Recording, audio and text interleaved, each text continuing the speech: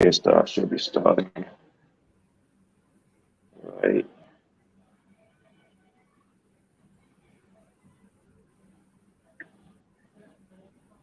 All right. Here we go. Most High bless family. How everybody doing? I got a special guest today. You know, this is F.O.P.E for Our People Edification. And it's a lot of things that been going on in the nation. You know, a lot of good things and a lot of things that's kind of unfortunate. You know, the curses still follow us, you know, but it's up to us to get ourselves out of it. You know what I mean? Up to us to get ourselves out of it through the powers of the Most High. So I had my dear brother introduce himself from Israel. You're going to introduce yourself, say a few words, and then we'll get to the top. Well, first of all, shalom, my brother, and peace and blessings to all of our viewing audience. My name is Ashriel Ben Israel Moore. I'm a member of the Hebrew Israelite community here in Dimona. I'm 32 years of age, and I've been serving in the political and the social activist area over the last 10 years.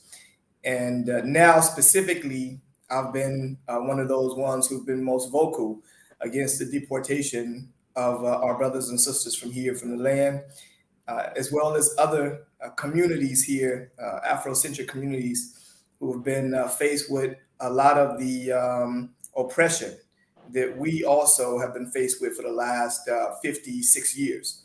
And so we continue to fight as a unit against this oppressive power, who not only is looking to oppress us because of our skin color, but has actually taken it a bit further now.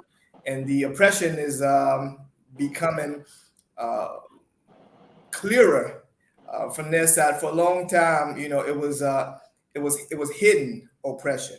You know, small things like disallowing brothers and sisters to continue to migrate and make their stop here in the land, and then it continued on through giving shots to our brothers and sisters who were coming up from Ethiopia in order to prevent them from being able to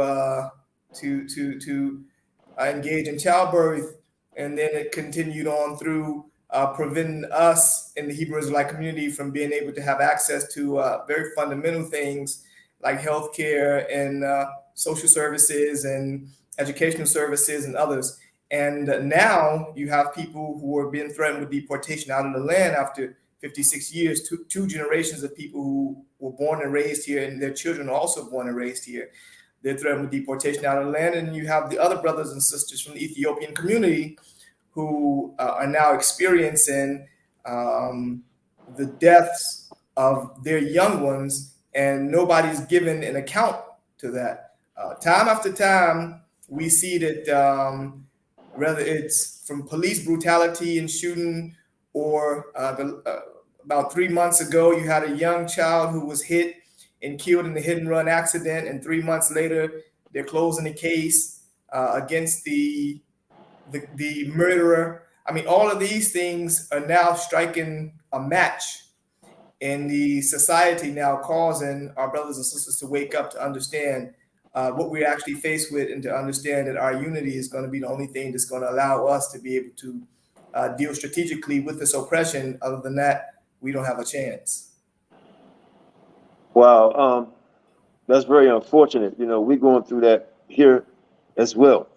You know, I think some of the main problems that we have is we don't unite as a people, man, to get past these hurdles. So let me ask you this.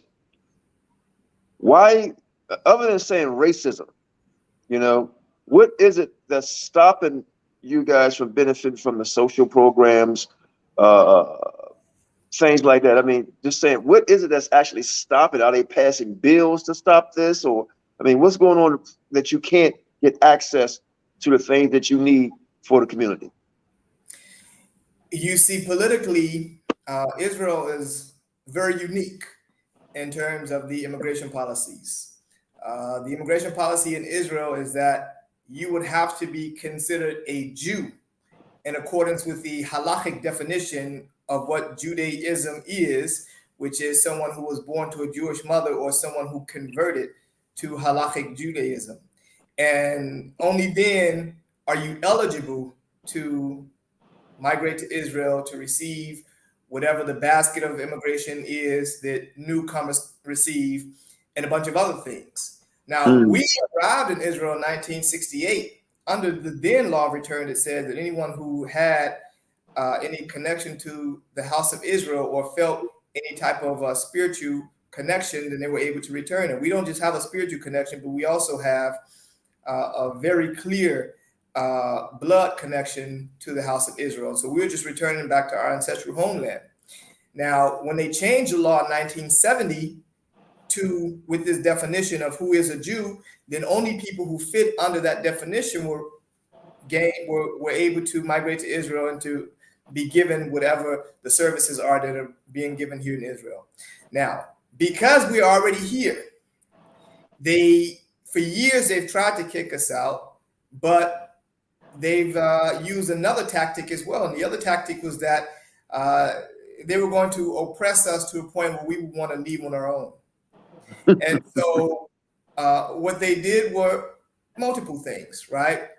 They prevented us from being able to have access to healthcare. And so even in the 1980s, when children were dying from measles, they would not give us whatever the medication was in order to save our babies. Some of our babies died from measles. In 1993, up until 1993, they didn't want to give us access to their services or to their schools. And so we had to establish our own school. They wouldn't allow us to work because they wouldn't give us work permits. So we had to establish our own institution so that we can be able to work. And so they've been using specific tactics to prevent us from being able to have access to the services necessary, both in law, but also in practice. And so a lot of things are not even legal that they do, but because of the very tactful way that they do it, then it prevents us a lot of times from having the ability to take it to court because it's nothing that's written in law, but it's just common action from the government and from the governmental institutions towards us.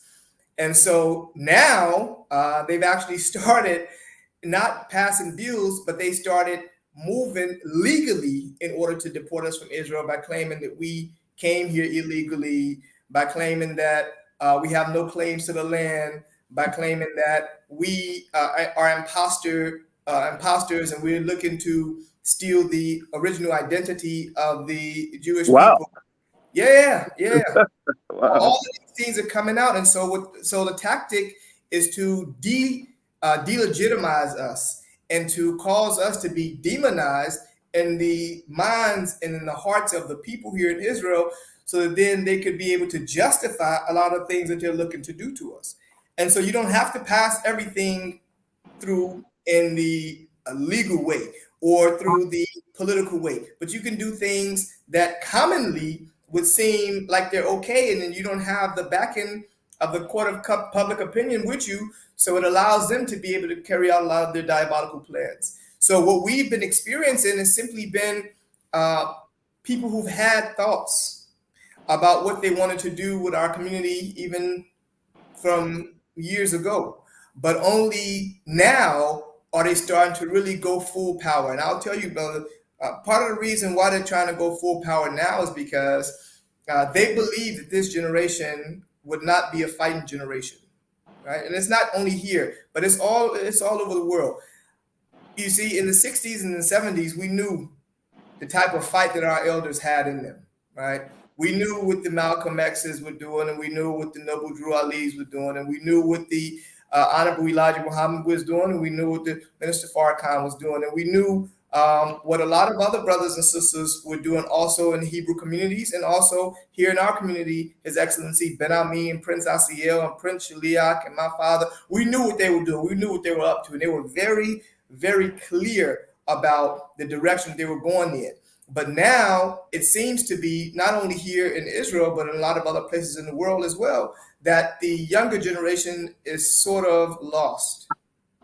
We're not we're not Real quick, sure. there's no fight. You're right. There's no fight. Seem like There's no fight in us. I mean, you know, and because of that, I think it comes also from us being quite content with the current conditions, because the conditions aren't as bad as they were before, but they aren't where they need to be. And so no. once you become content with what it is currently, then you don't really have a lot of fight in you to strive for any better. And so you just accept what the current conditions are and not strive for better. And so in that case, they thought that they were coming up against a generation that really didn't have any fight in them until we started fighting back. And when we started fighting back, then that gave a new understanding of what this next generation is capable of. But it also caused us to understand the importance of us actually standing up and understanding that this adversary is the same adversary that was fighting our parents beforehand. They haven't changed. It's just a different face, but it's the same ideology, it's the same adversary, and they have the same diabolical plans. Right. Excuse me. So this sounds like they're trying to make it out an immigration thing, and now they're trying to make it out a biblical thing. And is there anybody, I want to get into something else. I just want to find out their whole stance. Is there anybody outside of the community there that's standing up in Israel, Caucasian, that's standing up for the brothers and sisters there? I mean, sure, we do have allies. We do have people that are supporting us. We have some people in the legal field, and we have some human rights organizations that are giving us assistance. We have some political figures who have been assisting us along the way. And we have some other figures that are operating in the social and activist and in the media, who are looking to give us at the least a platform to be able to have our voices heard. But it's not a lot. It's not a lot of people that are giving us that opportunity, and so it becomes a little more complicated for us to be able to get our voices heard in a lot of the media outlets, because they have this thing where they create the narrative, and then they don't really want to stray from the narrative that they've created about the community. And so in order to continue with that narrative, then they prevent us from being able to give a counter story to be able to actually share the truth. But we do have friends, we do have allies in this fight. So it's not just us, but it's mostly us.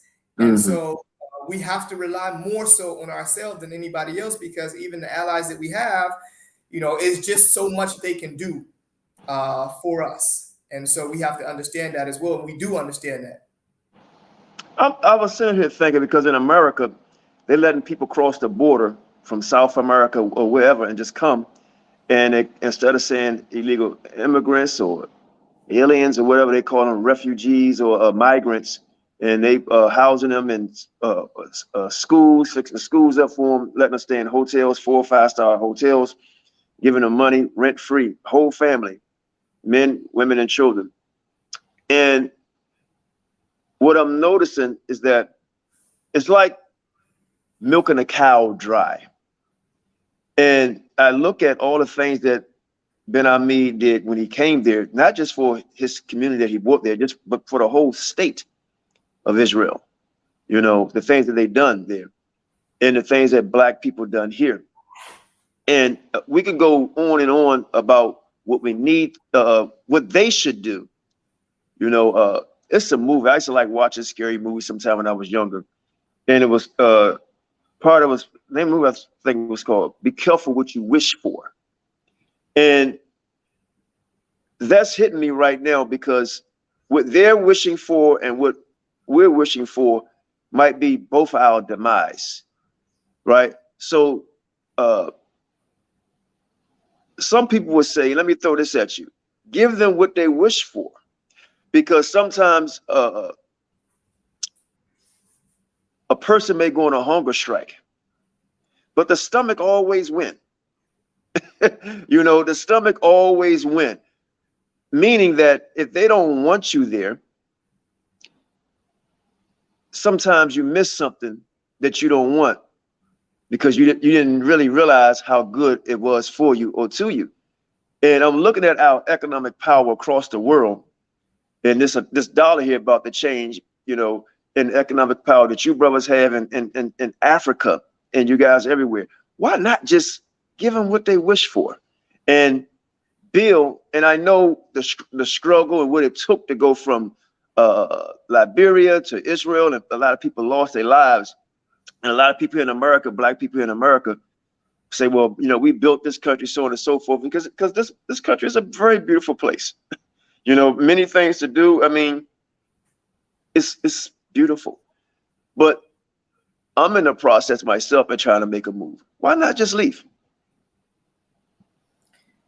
It's like somebody coming into your house and saying, maybe you need to just leave your house. I mean, why don't we just leave the house to the robbers? Let's just get up, let's just leave. Mm-hmm. Our brothers and sisters were taken into America through slavery. They were enslaved and taken there against our will. Many of us Hebrews that were taken over to America. But our ancestral homeland is here in the land of Israel. So we returned back to our home after the 400 years of slavery and 2,000 years of exile from this land. And so whoever is currently in charge here, quote unquote, politically, at the end of the day, there's still God of Israel who reigns over this land. And this land doesn't belong to any people, but it belongs to the God of Israel, and he chooses who would be in control of this land, and he chooses also who's able to return back to this land. And our biblical scriptures show us that at one point or another, it's going to be time to return back home. We return back home. And so we're not going to give anybody what they wish for, because what they wish for is for us to be dead. What they wish for is that we will remain enslaved to them for forever. What they wish for is that our brothers and sisters never wake up to the identity of ourselves and understand that we were taken to America and enslaved, and to other places in the world and enslaved, and never want to come back home. That's what they wish for. And so I would probably say otherwise. We don't need to give them what they wish for. We have to stand up and we have to demand what we deserve. And we have to fight for that with tooth and nail against all odds. Because if we believe in what we say, then we should know that the Holy One of Israel is actually going to back us. And it's not about numbers, really. It's about, that spiritual element that's actually giving us the power to be able to fight the good fight in his name. And so we're not afraid of what it is that we're experiencing, because we know that part of that experience would have to be that we will have to have some friction. Because only, in the crucible of the fire do we actually realize the type of power that's backing us when we believe that we have our backs up against the wall and there's nowhere else to turn. And then that's when that power kicks in and shows us that we really aren't alone.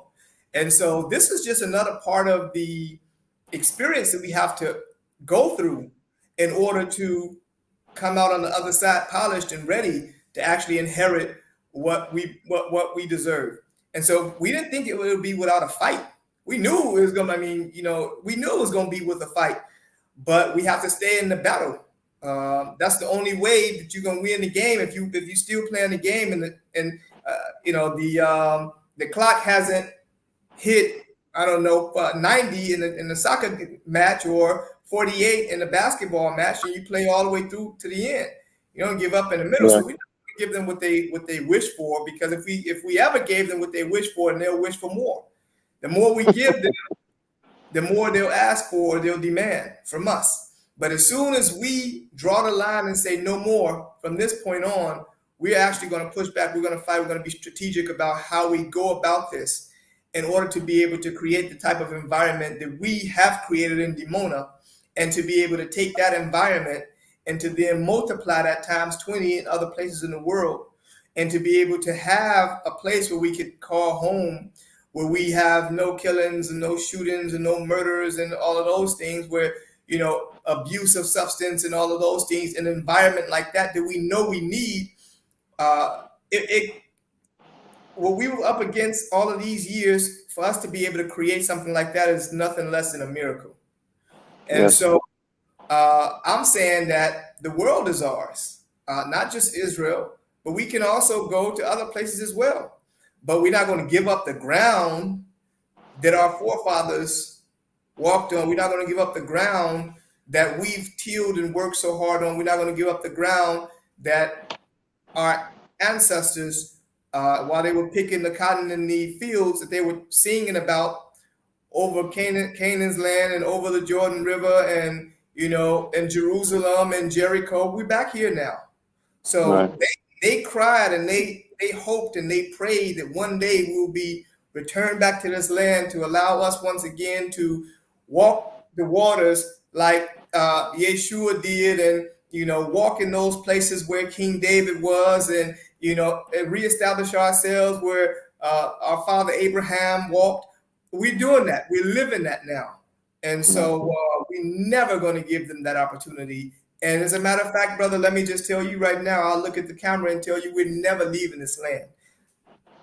Never mind what we experience, we are never leaving this land. I'm gonna make a comment, and if you want to answer that, because it's a deep rabbit hole, because I do have another question. But the comment I want to make, I find it ironic, where you have to prove your lineage, and who sets that mark, and they don't have to prove anything, but you have to prove it. And that's, I guess, I've never seen a political and a so-called religious thing intertwine itself in something that's so horrific and just basic human rights. Two questions here. If you want to answer that, you can. But the two questions I have is that, one, what is a Palestinian outtake on with what you're going through, because they say that land belongs to them?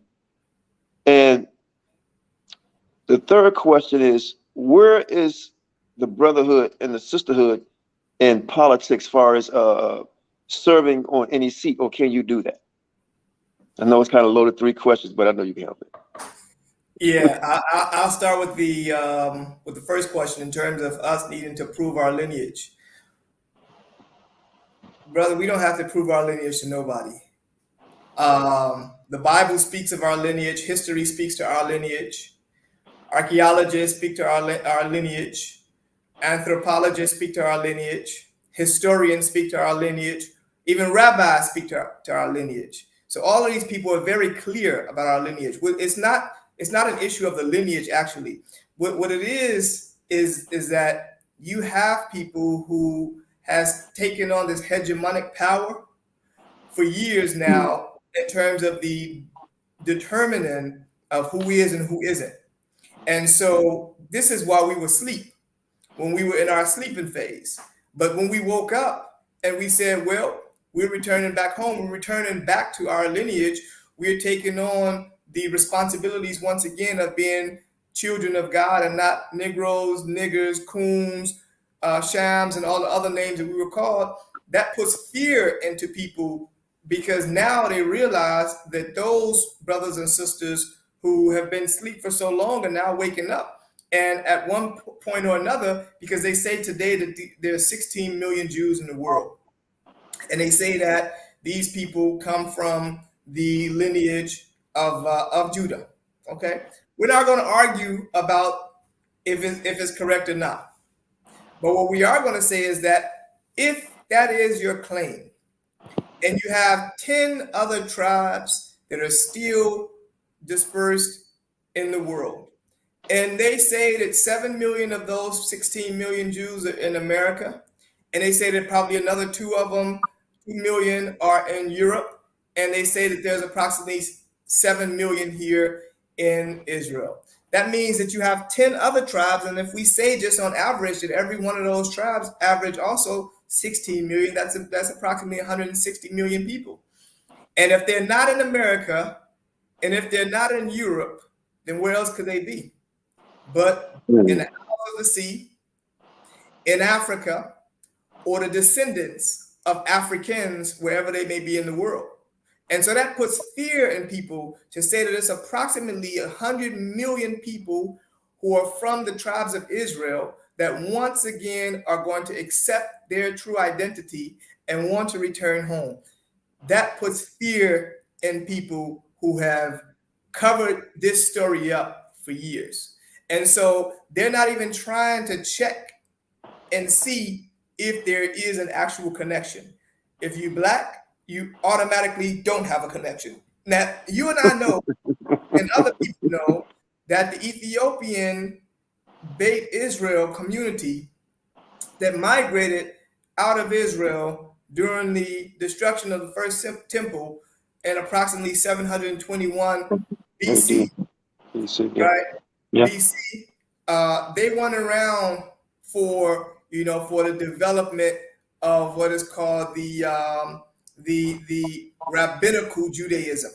They had already left. They weren't around for that, but they held on to those biblical tenets from 721 BC all the way up until today. They still hold on to those tenets. They don't hold on to the rabbinical tenets. But are you going to tell me that somebody is going to now ask them to prove their lineage? They have to go through a conversion to what? And so this is just a joke. And so we don't even give that, we don't give that no energy. We're showing and proving our heritage for people who actually don't know and want to know. But for the people who know and are clearly trying to keep that on the down low, those are the people who we're not even trying to prove nothing to, because whether you prove it or not, they don't want to accept it because that's not the actual problem in their head. They're looking at something else altogether. So that's for the first question. Now, as for the second question, in terms of what the second question was from Palestinians, how they, because a lot of people, they claim in the land too, and they talk about what happens on the Gaza Strip and so on and so forth. What's the relationship between the brothers and sisters there with them? Okay, so you have also, when we say Palestinians, it's also important for us to break that apart, right?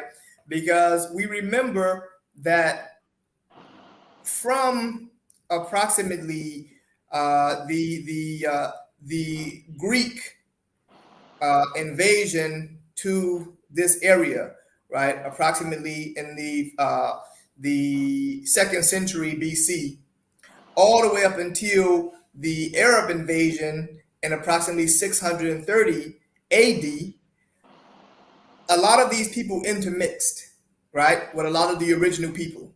And so a lot of the people who are here now are not the original people. But also, we do understand that Ishmael is a son of Abraham. And so Ishmael and Isaac, they have the right to be here together. So we're not arguing with those brothers and sisters about that, because we understand, we have an understanding about that. We have a very close-knit connection with the Ishmaelite community. Those brothers and sisters, brother, who are darker than me and you together. Yeah, they've been here for years, never left. They can count back 30, 40 generations, never left. We have a beautiful connection with them. We have a connection with them up in Rahat, in Segeb Shalom, in Jerusalem, in Jericho, in Hebron. We speak to these brothers, we operate with them. And so there's an understanding, and they understand what we have to bring to the table as the other side of the house of Abraham. So we don't even have issues like that with them. They don't argue with us about our right to be here in this land. They're arguing with the Europeans about that. And Europeans. Go ahead. And so we'll allow them to continue to argue about that. But the third one, in terms of our political involvement, we don't really have, and this is one of the issues that we have politically, but we don't really involve ourselves so much into politics because we understand it's a dirty game of lies and deceit but we also understand that we need to use whatever we need to use in that arena as an important component for us being able to have our agenda move forward. But we don't really have the numbers. We don't have the numbers, and we don't have the monies, because the numbers and the monies are important. Why are the numbers and the monies important? Because the money is what they need to be able to fund their campaign, and everybody is running behind the money looking for people to be able to help to fund the campaigns, right? To be able to carry out a lot of things that they want to carry out. And so before they get into positions of power, if you're able to support them financially, then most likely they'll be indebted to you. And then after they get in place, then they'll try and return a favor. But on the flip side of it, if you don't have money, then you at the least have to have some numbers that can be able to then, guarantee them a specific amount of votes that they need to be able to get into positions of power. So we don't have either of these two things. And so we don't have the ability to put nobody in position. And we also don't have the ability to really affect any change with the people who are in position. So what we have to do is we have to strategically build alliances and friendships with people who are in these places so that they can be able to then assist us with whatever it is that we need from the positions of power that they're in. But we also have to have some level of leverage that we're able to present to them. Now, the level of leverage that we have is a lot of our operations abroad, in Africa, in America. And we understand that here in Israel, one of the most important aspects of the Israeli foreign relations is to strengthen the relationship that they have with the African countries and with the African American community. Because historically, most of the African countries have always voted against Israel in the United Nations. And so they're now trying to create a new alliance with a lot of these African countries so that they can be able to support them politically, but also so that they can gain access to a lot of the resources that are in Africa. And so that they can be able to then create some type of trade and monetary alliances with them. So they need us for that because they don't have those type of relationships there. And also with the African American community, more and more people are claiming here in Israel that the African American community is pro-Palestinian, is anti-Semitic, and a lot of other things like that. And so they know what type of pool we have within the community, and they would like for us to be able to assist them with changing the face of Israel amongst our brothers and sisters. But we're not going to change the face of Israel amongst our brothers and sisters when we're experiencing that same oppression that the Palestinians and other people are experiencing, that causes our brothers and sisters abroad to look at this from a racial perspective, saying that Israel is a white, liberal, democratic, Western state that is oppressing Black people. And so they want us to change that idea. And so they need us to be able to help them to create a new face for Israel. But you can't create a new face for Israel in the midst of what's going on here. So we probably do need some people in positions of power that can be able to change a lot of these things. But brother, that only happen once we have a stronger alliance with all of the Afrocentric communities here in Israel. And once we have a better understanding for what our purpose is as Africans from the diaspora who've returned to Northeastern Africa, and what is our purpose here in Israel? Because our purpose is not just to be here in Israel and just live, but we're to be a light to the world. We're to present something to the world that they're missing in the midst of all of this darkness, so they can be able to find their way out. And so if we aren't doing those two things, then it's really not a lot that they can be able to use. And in the meanwhile, I mean, they try to use us every now and then, but we don't have nobody politically in positions of power politically that could be able to assist us like we need. But one day we will. Well, let me interject. I don't want to hold you too much longer, but I'm thinking about, and I'm hearing what you're saying, and what I noticed with the Black community. Oh, by the way, it's impossible for us to be anti-Semitic. anti-Semitic or whatever, you know. And, you know, over here, especially my group, we hate no one. Okay, so we got love for everybody, but we want to see everybody treated fair, especially our brothers and sisters over there in Israel. Creating some type of coalition, you know, and you use the word power. Yeah, we know how to try to get it, but would you surmise that it could be religion that's stopping us? Because you will have a Christian, a Muslim, an Israelite, a Baptist, a Moor, or you will have in Africa chiefs and men who is greedy for power that's not even in politics, that we can't find some common ground. You would think the common ground would be oppression. Why is it that we can't form them or build them bridges together? Because that's what it seemed like to me. It seemed like there's a lot of religion and a lot of power struggles. What do you think that's holding us back? Let me bring this book to you 1 second. Okay. Yes, brothers and sisters, I hope that y'all enjoying this, because, like I said, I want this platform to be more than just going back and forth one another, you know, because we do that enough fighting each other. We have to bridge the gap somewhere. And we don't have to let everybody know what we're doing, but the message need to go out how we can start, and then we could do the Underground Railroad, you know what I mean? But go ahead, my dear brother.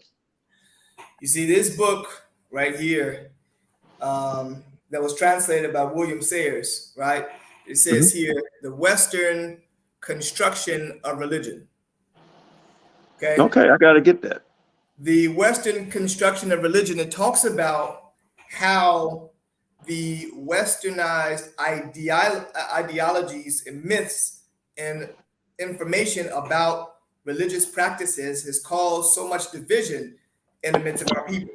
And so this idea of religion has taken us all the way off course, because at one point we were actually talking about righteousness being, you know, the measuring stick for what it is that we need to be trying to accomplish.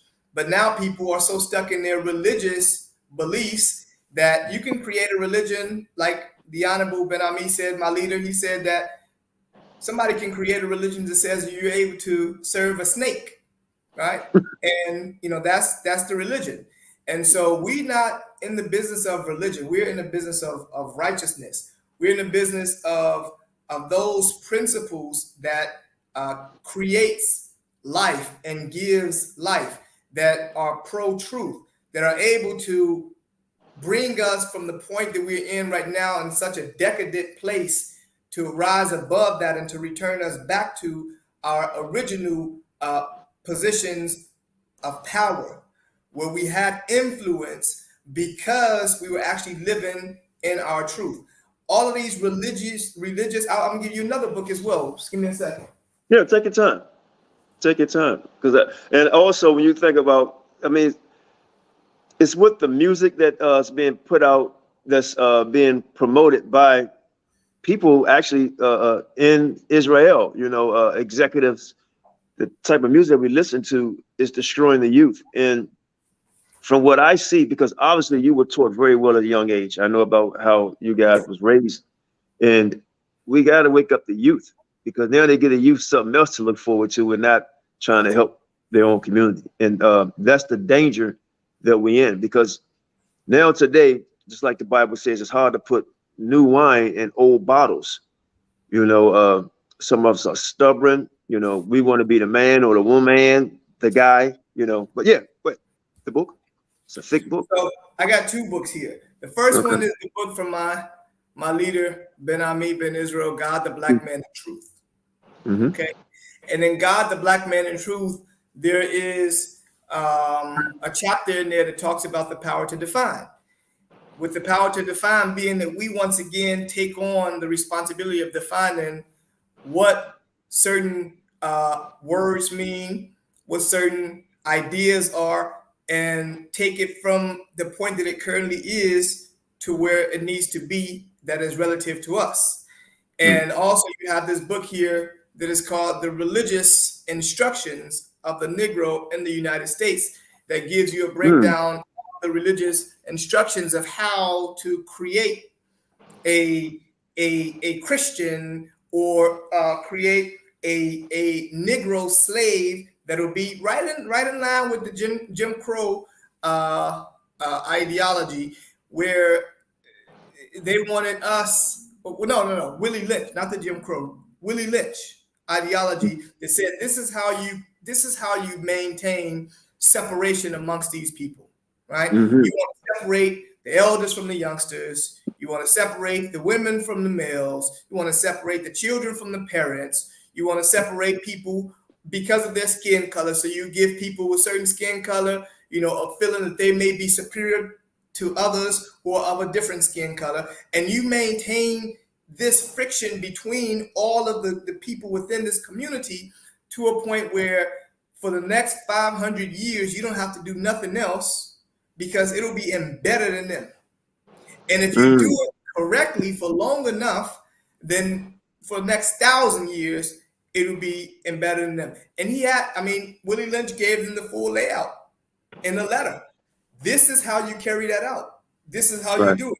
And part of it is religion. And so a brother who's a Methodist, and a brother who's an Episcopalian, and a brother who's a Muslim, and a brother who's a Hebrew, and a brother who's atheist, and atheist, and Church of God Christ, and all of these things believe that we can't talk to each other because we have different ideologies and beliefs that are based on religious perspectives that are not even in harmony with who we are as African people. And so as long as we allow those things to keep us separated, then there's nothing we can be able to do about that. But just like Malcolm said, he said that you don't catch hell in America because you're a Christian. You don't catch hell because you're a Muslim. You don't catch hell because you catch hell because you're a Black person. And so as soon as we can be able to get into a room and set all of those religious ideologies on the outside of the room and talk to each other as brothers and sisters before we knew anything about these religious teachings, that's where the change begins. But it can't begin until we understand that these religions and a lot of other things that are keeping us separated are what is causing us to be able to continue to be controlled. Because once we say, enough, we don't want your religion anymore, you can take that. We want our God back. We want the God of Abraham, Isaac, and Jacob back. We want the original principles of this universe back. That's what we'll take on for ourselves, and you can have your religion. So we'll give these instructions that we're given, right? These religious instructions, you can have these back. We don't need these no more, right? 400 years plus ain't done good for us with these instructions.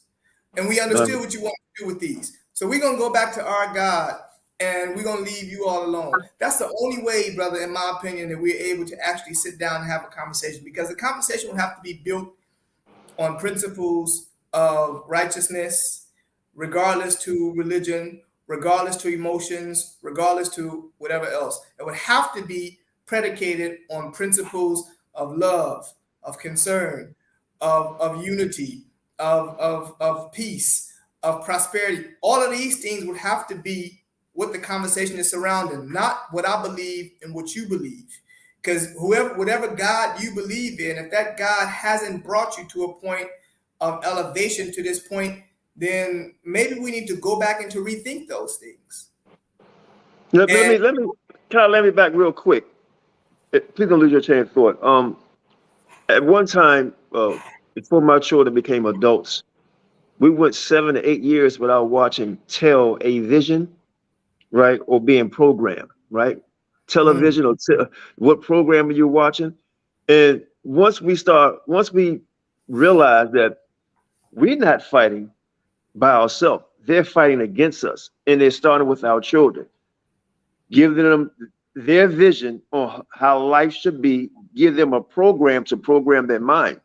And I realized that years ago, and I wouldn't let my children watch TV for 7 to 8 years, and I gave them books to read.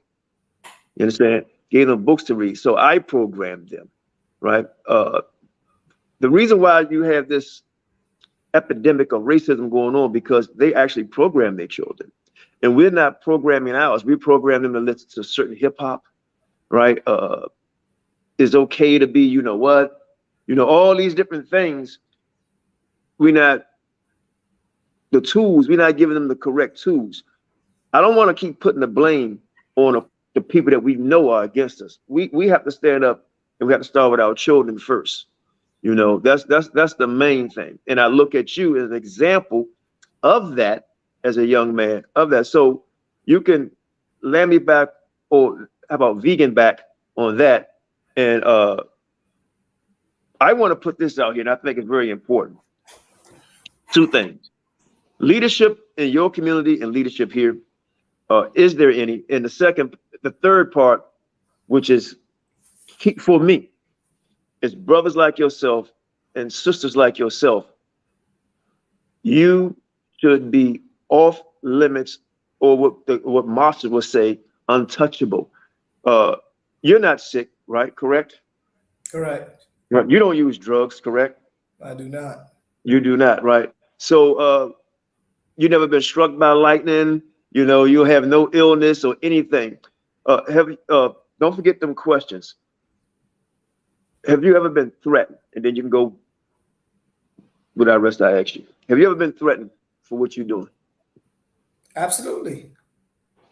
Speak on it. Well, you know, you know, it's never been, and just looking at, you know, our great patriarchs and matriarchs over the years who have done great things on behalf of the people and for the people and looking to liberate the people and to give them a new mind and a new understanding and a new direction that will be able to help them to find their way out of this current condition. You always have the powers that be that don't want to see us out of this current condition. But as a matter of fact, let me tell you this though, brother. Besides those who don't want to see us come out of this current condition from the outside, you have people also in the inside that are agent provocateurs to ensure that we don't come out of this condition. So I told somebody the other day that everybody who march alongside of you is not marching with you. And so, you know, people say, well, you need to stop doing what you're doing. You need to stop having your voice heard. You need to stop thus and thus, because these are if you do, then if you don't, then this is what's going to happen. You're going to be threatened with this, and you know, you have the people who are now starting to. I know that, you know, a lot of things that are happening, like my phone may be tapped and other things like that. Oh, of course, not maybe, it's tapped. I'm very aware of that. You right, know, it's tapped. I'm very aware of that, and I know that that's what's going on. And you know, I mean, you have the people who send in, you know, messages, social media, sometimes even on your regular messages, Facebook and WhatsApp and regular messages or whatever, saying certain things. But we don't give them that energy, because as soon as their purpose is to cause us to divert from what the plan is, to go off track, to be fearful to a point where we will be prepared to just throw everything down and to leave our people right in the midst of the battle and stranded. But we can't do that. And so I don't even worry about, you know, those things. I don't give it no mind. You know, am I concerned? I have, you know, my own reservations. I have my own feelings about certain things. But I don't give, you know, that satisfaction to those who I know want to see us destroyed. Because as soon as we give them that satisfaction, like I said, they're always coming back for more. They're going to want more. And so I understand that once you take a stance for right, then you're going to be faced with a lot of what Job was faced with. And I mean, you know, the book of Job, in the first chapter, in the first verse, it says there was a man that was perfect on this earth, and you know, he didn't do no wrong according to what the Bible says. And he still had to endure what he endured. And everybody around him said, even to his wife, man, you need to just go ahead and curse God and let's get back to living. Because all of this is taking place. This ain't it. And the devil just asked, he said, let me put my hands on him, because I know that the only reason why he is continuing to praise your name is because the abundance that you've given him. But I guarantee you that I will cause him to curse you to your name. He said, you can do whatever you want to do, just don't put your hands on him. Do everything, cause him to suffer, but just don't put your hands on him. And so we're going to have to endure that. And I'm not, out of the ordinary. Right. Real quick, I know you're going to remember the rest of the questions. I just want to say this to encourage yourself and others that may be out there. And this is one of my favorite scriptures. I can't remember verbatim, but it's Nehemiah 4:14. And it says, he said unto the rulers and unto the nobles and to the rest of the people, be ye not afraid of them. Remember the Lord, because he's great and terrible, right? It says, fight for your sons, your daughters, and your wives, right? So this is what needs to be told to our people. Don't be afraid, right? Remember the Lord, because he's great and he's terrible. And this is why, one of the reasons why they don't want us to come together, and they know they can't put their hands on us so much, because that will provoke our power, So if they want to make you a martyr, it'll be to their detriment, or anyone to their detriment, to harm any of our young brothers and sisters that's in Israel, because they should know that not just people like myself, but people who have way more power than me are watching. We are not terrorists. We don't intend on harming anyone, right? But we believe in prayer, but we also believe in economic power also, right? So be not afraid of them. But go ahead, brother. If you can remember the question, if you can't, I'll say them again. Can you say them again for me? Yes. Almost forgot. Part of it is that leadership, right? We want the youth to stand up. Is there any particular leader in Israel, in the kingdom of Yah, and so on and so forth? Is any particular leader that's on the rise, or we should be looking out for, or just something that's in house that's being discussed? No, I mean, we, since the physical departure of our anointed leader Ben Ami in 2014, we've had a council of princes who together have been acting, as the highest level of leadership. And then under them, you have the ministers who administrate the daily lives of the community members and who are responsible for each of the different ministries in the community. And then under them, you have the crowned brothers and sisters who also assist with the daily lives of the community members, but are also serving as liaisons to the leadership.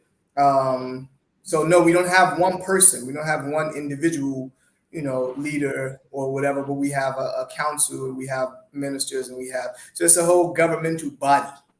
So, that governmental body also, there are various spokespersons within that governmental body, but it's the governmental body that is the leadership structure of the community itself. Now, in terms of young leaders or young, I like to call them servants, because I think that the greatest amongst us, he should be, or they should be, our servants. And so we have a lot of young servants that are, that are now taking their rightful places in, various leadership groups or entities within the community itself, and are becoming more vocal now. But that's for this side. But I don't know in terms of the other brothers and sisters from the different, the other communities on the outside of the community here in Dimona. Probably you'd be able to tell me. Well, and me personally, when I love history, and what I found is that when you go to a leader, then you look for that person to take you someplace. You know, and they always say, you know, if you want to destroy the body, start with the head. Now, you don't have to kill the head. You just could corrupt it or pay it off, you know, and that could kill the whole body, you know, where the body's like, what's going on? We've been in this situation. And I think it strategically, it's more ethical if we stay as a body, right? Because now you have no one head to kill, right? Because if you tear off the arm gonna grow back because it's a body.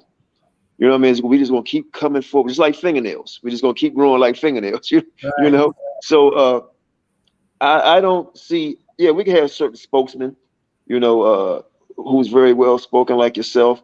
You know, brothers and sisters with wisdom and counsel.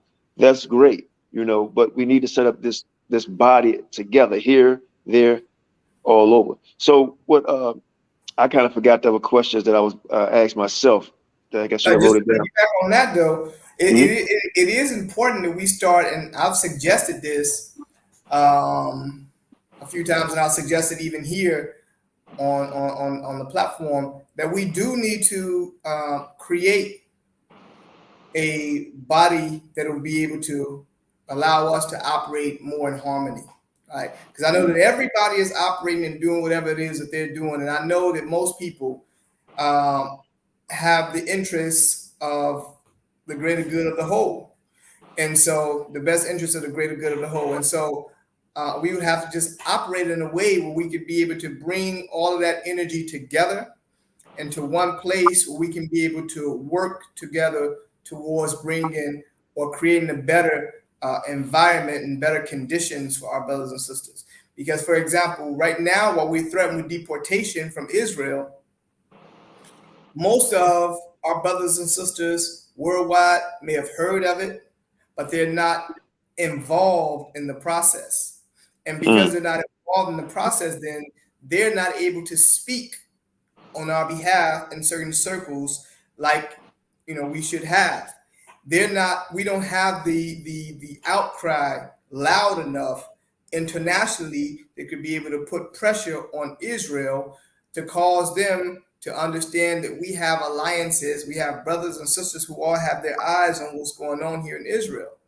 We don't have those people, that could be able to now, gather together to raise funds for us to be able to, fight with the legal department.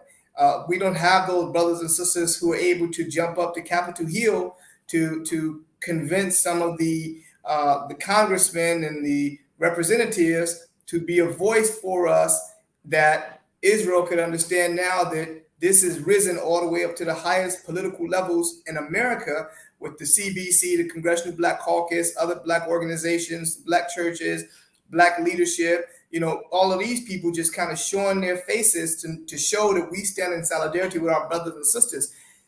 In the 1980s, this happened. So you had, the Prince Ashriel and the other people, and you had the Minister Farrakhan's and a lot of other people together who stood as one unit to say that what's going on with our brothers and sisters in Israel is not acceptable to us.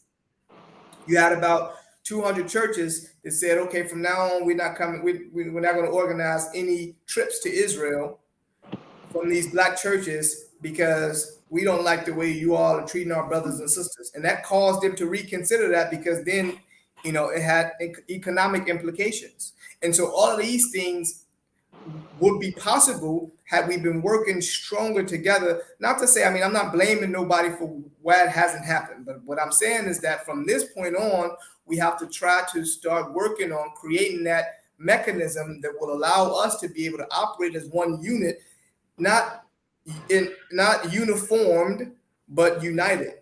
Which means that everybody can operate in accordance with their area, but we're all operating together as one big system to ensure that system is moving in the direction that we need it to be moving in. Because we don't need the heart and the lungs and the brain and the veins to all do the same thing. But we need the heart to do what the heart does. We need the brain to do what the brain does, and the veins to do what the veins do, and the oxygen to do what the oxygen do. And while everybody is working harmoniously together, then we're able to have an operating body that is healthy. Like you asked me if I'm healthy. That's because all of my vital organs are all operating in their respective areas to ensure that the body itself is operating properly. So I'm suggesting that here on the platform, Brother Qanath, that we start organizing brothers and sisters who are like-minded, who understand that we have to bring solutions to our brothers and sisters that will cause the next generations now to be excited about what it is that we're striving for in the future, and so that they can be able to see themselves in this greater good, so that they can know what is required of them, so that they can feel like their contribution is important to somebody. Because if they don't feel that their contribution is important, they're not going to contribute at all. It can't be a top-down leadership structure no more. That only things are coming from the top and just trickling down to the people, and then you just have to take it. But it has to be a concerted effort with everybody working together in order to bring forth the solutions that we know that are possible, but also that are necessary if we are to see some type of change. Right. In closing, then I'm gonna let you finish up. That's powerful because I think our people don't recognize what power is, and it's two things that during this movement that's going on that we have to realize. We have to learn from others also. I look at what you call the alphabet guys, the rainbows, them guys. They have no particular, I say guys, male and female. They have no leader, right? But they use their economic power, boycotting, harassing, right? And I look at with immigration here in America, with from Asians to Hispanics or Latinos, they don't ask. They don't ask for anything. And I think the worst thing we could do, because I started out asking what anybody outside of your community that's trying to help you, say it's not many. A lot of times when people come in and help, they have an agenda for themselves. Just from what I see, they'll land me back like, well, there's two Jews that marched with you guys, and they're supposed to get all the credit, and everybody get reparations, but us. We ask. You have right here in America, people coming from South America getting all kind of benefits. They spent $4 billion in New York. All this is reparations for people. We need to stop asking and stop allowing other people to come in and so-called help. We just need to do what we do, right? If somebody want to open a business, we need to help them, right? But we need to, when we do contracts, we sign anything we need to do together and outside of everybody else. If they want to call that racism or whatever, so be it. Because we're not included. I don't see how many people that's going to a Japanese church that's black and worshiping Buddha, so, doing different things. If we stay in our own lane, stay in our own lane, and y'all doing it in Demona, yeah, so I'll let you close out, brother. It's a lot more I wanted to ask, but I have some things I got to do. One thing I do want to ask, what happened to the community in Ghana when they bulldozed their property? Any news on that? I haven't heard any news just yet. I know that they're still in discussions with local leaders, even all the way up to the president. Trying to find a solution to this thing. But besides that, I really don't have any new information. But I'll find it out there. I'll get some information for you the next time we come on and discuss that a little more. But I do want to say this in closing, brother, that it's always an honor to be able to come up and come on to these platforms to talk to our people, because I think that it's important that our people hear voices from outside of America, because they then will understand that we have brothers and sisters all over the world, and we all are experiencing some of the same things in different places in the world. And until we realize how important it is for us to start working together in order to change these current conditions, then we all are going to continue to experience what we experience wherever we are in the world. You're going to experience what you experience in America, and I'm going to experience the same exact thing here in Israel, and somebody will be experiencing the same thing as you just saw during the war over in Ukraine. That brothers and sisters, who were studying there were not even allowed to go on a bus because of their skin color. So I mean, these things, we're experiencing them all over the world. And so this understanding of us needing to work together is the only solution that I see to allow us to come out of this current condition and to create a new reality for ourselves. And one of the things that I thought were very important, and I want to also, just put this out there, but I'm going to start working on it. I was asked to take the position of the ambassador of the African Diaspora Collective to the Middle East. And part of my portfolio that I established for myself as one of the main goals were three main goals, actually. One of them were to strengthen the relationships between the Afrocentric communities here in Israel. The second one was to strengthen the relationship between the African diaspora, Africa, and North Africa, which is Israel. And the third one was to start to create a revenue stream that will allow us to have a base to work from, a financial base to work from, to put a lot of things in action that we need that are good and right for our people. One of the things that we saw as something that's absolutely necessary is to begin organizing tours, right, for our brothers and sisters to come to Israel, but tours that will be guided by us, that we will be able to see the Afrocentric presence here in Israel and experience Israel from the biblical African perspective, as opposed to what a lot of other people experience Israel to be, which is not the proper representation of Israel.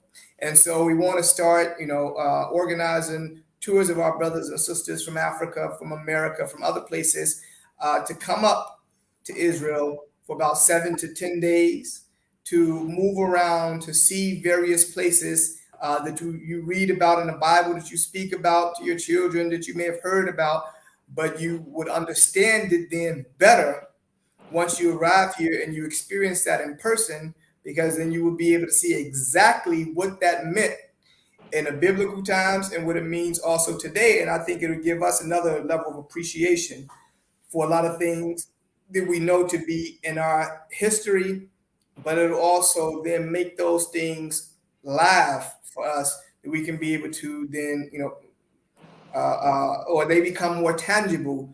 Now, it's just not something that you read in a book, but you actually were there and experienced that. So I want to put that on the table for us as something that we want to start thinking about, to organize tours, to have our brothers come to Israel. When we go everywhere else in the world, and when our brothers do come to Israel, and they come to Israel under these various tour groups that take them to specific places, very specific places, that are not a representation of what Israel is from the Afrocentric perspective. And so I just want to lay that on the table, brother. And whoever is interested, I do want them to reach out for me. We can reach out on the various platforms. Would it be better that you put? No, go ahead. Tell them how to reach out right now. Do all that now. Okay, so the brothers and sisters can reach out for me on Instagram with Ashriel Moore. Right here, as you see my name, Ashriel Moore. Then we also have Facebook, which would also be Ashriel Moore, or you could do Ashriel Ben Israel, or we could have on the emails the opposite, Moore, family name Moore, and then Ashriel@gmail.com. So you have Instagram, which would be Ashriel Moore. Then you have Facebook, which would be Ashriel Moore or Ashriel Ben Israel. Then you have email, which would be Ashriel or Moore, Ashriel@gmail.com. So we want the brothers and sisters to reach out so that we can start creating these very, very needed and very important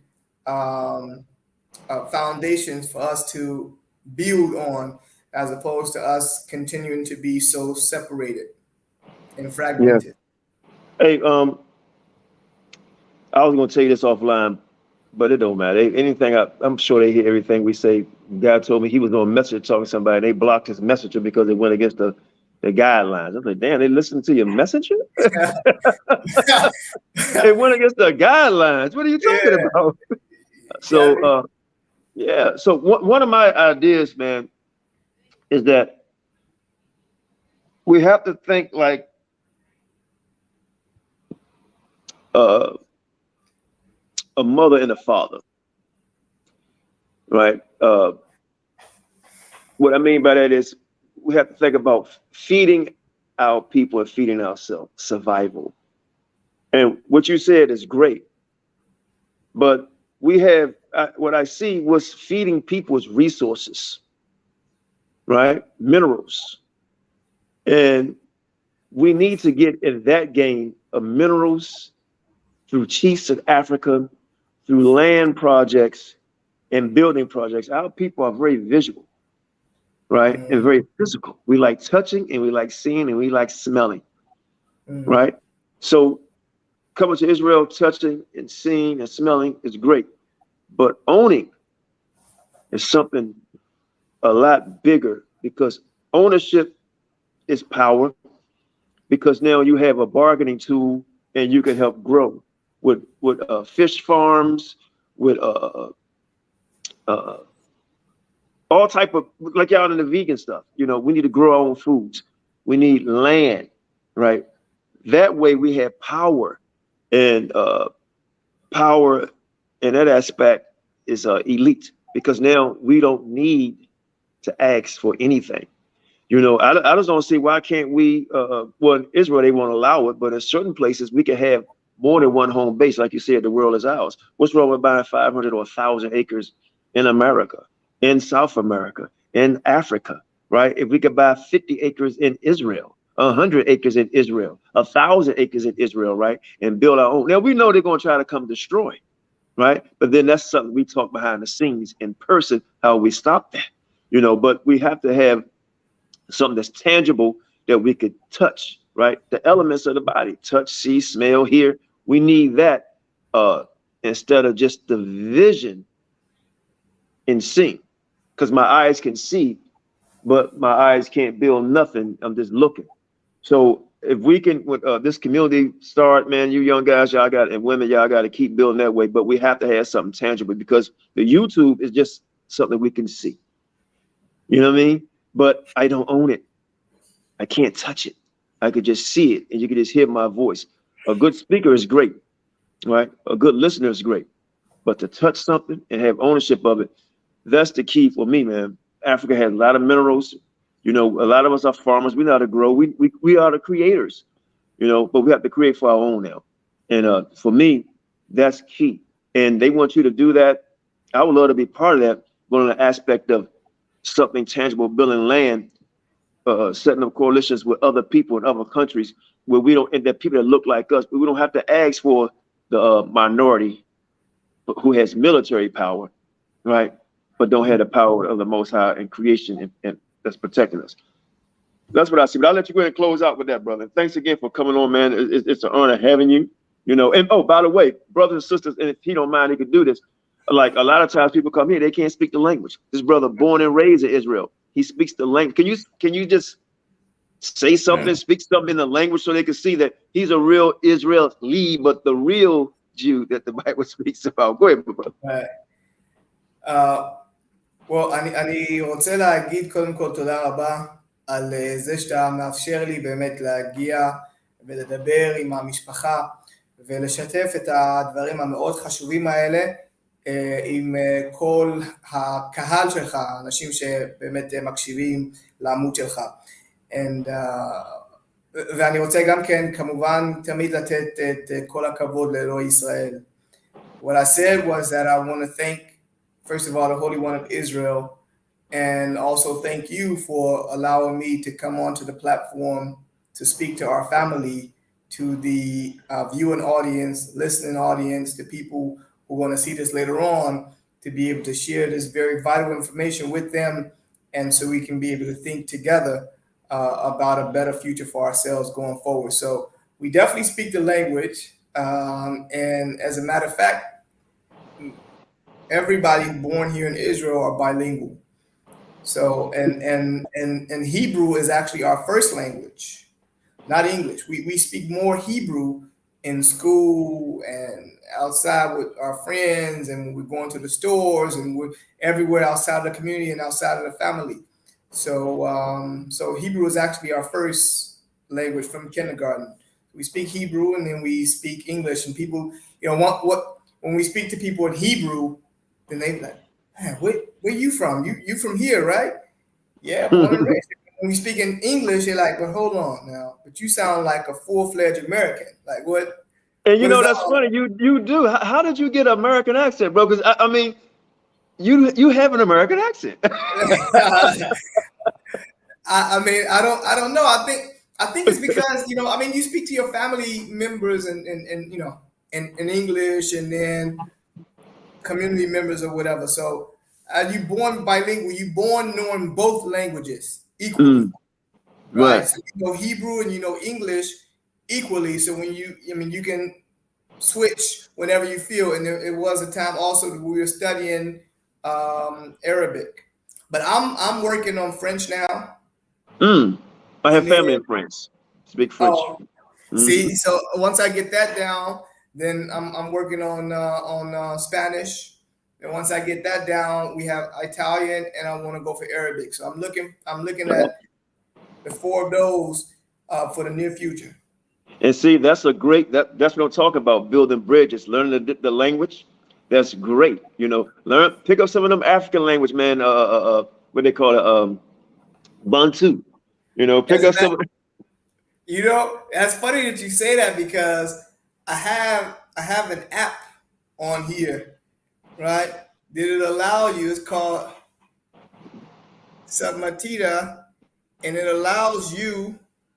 You can choose which of these languages do you want to study, right? These Mm. all, but you can't really see it like What's that. the app? What is this app? It's It, Swahili is good too. Somebody said Swahili. They speak that in Africa also. so you have you have on here, you have Amharic, Bambara, Basque, Bengali, Catalan, French, Future Lang, Haitian Creole, Igbo, Kannada, Kasem, Kinyarwanda, Lingala, all of these different languages, African dialects. Swahili you have in here, you have Twi, Wolof, Tosa, and Yoruba. So I'm going to this next. Right, right, right. And that's very important because Africa right now is 1.4 billion, and they predicting the next 7, 8 years they're gonna outnumber probably China. Mm, And they trying to become one nation through the power hopefully through EFF, and I don't know if you heard of the EFF, Judas Malema and so on. But yeah, man, that'd be great. I mean, just with that alone, if people who are so-called diehard African Americans or just for the power of our people, man, it's very important. This is for the listening audience that with my children, one thing a lot of things my wife told them is being clean. So they live on their mm, own. Man, when you come to their house, you gotta take your shoes off. They're very clean. My son, one of my sons is just super clean. And so is my daughter. So it's like when you pass this thing down, we need to set up some type of academy, right? To send our children to, right? And I'm gonna say it quite frankly, brainwash them out of this place into something righteousness and loving their people. And people say, "Oh, you teaching them, brainwashing them children." You damn right, because they mm. brainwash it with television programming in school, right? When to wake up, when to go to sleep, take a nap, right? Get used to certain things. Behind bars, you got to check in, got to sign in, all this type of stuff. They training you for their system. We need to train them Right, for our system, right? that's right. Hey, brother, through you in Israel, through other brothers in Africa and here, we need to set up some type of schooling, right, to brainwash our children into something right that's going to help us, that will benefit us as a people. It's going to benefit them. So last word for real this time. It's just great talking to you, man. I could talk to you all day. And you know what? You gave me a number one time. I got a new phone. Drop your phone number for me again, and I'm gonna drop mine. But go ahead, brother. You get the closing words. I mean, I'm good, Elder. Like I said, it's always a pleasure and an honor just to to be on the platform to talk to our brothers and sisters. I think it's important. I think it's important for us to, and I think we should do it probably a little more often than we do, because this is just the second time that we're getting on. But I think it'll be very important. And then, every now and then also, probably starting in the next conversation, to allow our brothers and sisters to ask questions, right? Whatever questions they may have. I don't know how it's set up because I'm not really tech savvy like that. But I'll take care of that. Okay, I'll so take care of that. so they can get in, what I'm saying, they can ask questions, or even if somebody want to come on with us live, I know that they do it sometimes over at Sonetta, that somebody have questions or someone want to engage in the conversation, then we allow the people to be able to come on and to have a more fruitful conversation dealing with things that are speaking to whatever the concerns are of the people, very direct. So I think that going forward, if we can kind of consider that, allowing the brothers and sisters to actually get on. I'm glad you said this, and I gotta say it because I'm guilty of this also, and I had my reasons. But I would tell my Israelites brothers in Demona and my Israelite brothers and sisters here around the world, the Bible tells us what righteousness have to do with wickedness. And I'm sure if not, this brother, and I've been on this platform, like I said, I'm guilty as well, because I go over there to entertain, I had fun, but also try to grab our people that's in darkness, right?